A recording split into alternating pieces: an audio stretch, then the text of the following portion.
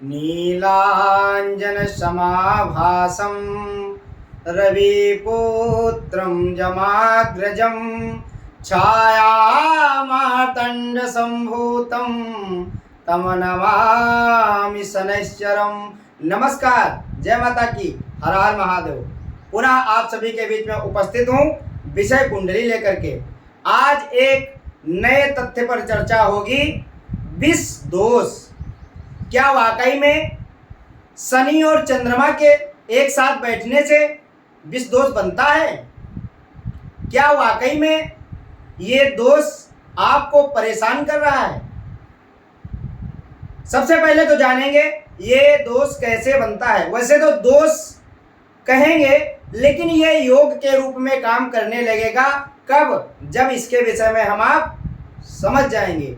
जब हम इसके विषय में समझ के काम करेंगे तो ये दोष योग के रूप में काम करेगा। आइए समझते हैं। कुंडली के किसी भाव में चंद्र और शनि साथ में युति बना करके अगर बैठ जाएं तो विष दोष बनता है।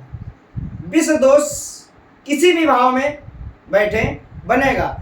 अधिक कारगर तब होगा जब ये शनि और चंद्र शत्रु राशि में बैठेंगे या राहु और केतु के साथ। अगर राहु और केतु भी साथ में बैठ जाएं तब अधिक कारगर होगा। इससे क्या होगा? आप माइंडली परमानेंट डिप्रेट रहेंगे।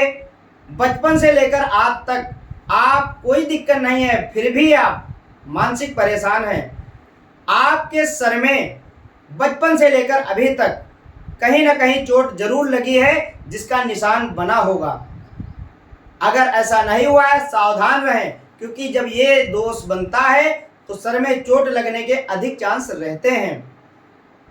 आपकी कुंडली में विष योग बना हुआ है, परमानेंट आप परेशान हैं। आपके पूरे दिन में दिमाग में सुसाइड करने का ख्याल आता है, आत्महत्या करने का ख्याल आता है। कहीं ना कहीं विष दोष आपको परेशान कर रहा है, उसी के कारण ये ख्याल बुरे आ रहे हैं। या आपने तुरंत कोई निर्णय लिया, अधिक पैसा कहीं लगा दिया किसी व्यापार में, आपको नुकसान हो रहा है। कहीं आपका विष दोष काम तो नहीं कर रहा, इसी के कारण आप परेशान तो नहीं हैं। विष दोष कैसे बना? चंद्रमा जल का कारक है और शनि विष का कारक। अगर ये दोनों साथ में बैठते हैं, जल और जहर, पानी और जहर एक साथ मिला दिया जाए, विष दोष बन जाता है। अगर आपने इससे निजात कैसे पाए? अगर आप इससे परेशान हैं, आपकी कुंडली में ऐसा दोष बना हुआ है, तो कहीं ना कहीं आपको शनि की सेवा करनी पड़ेगी। वैदिक मंत्रों का जप करना पड़ेगा, करवाना पड़ेगा। हनुमान जी की शरण में जाना पड़ेगा। अन्य सारी चीजें, अन्य ग्रहों की स्थिति भी देखी जाती है कुंडली में, और ग्रह कहाँ बैठे हैं, क्या फल दे रहे हैं, कितना अंश है, कितना बलशाली है, किस दिशा में बैठे हुए हैं, सारी चीजें देखी जाती हैं। किस राशि में बैठे हैं, कहीं देवगुरु बृहस्पति की दृष्टि तो नहीं पड़ रही। अगर पड़ रही है तो कहीं ना कहीं आपको परेशान होने की जरूरत नहीं है, दोष कम होगा।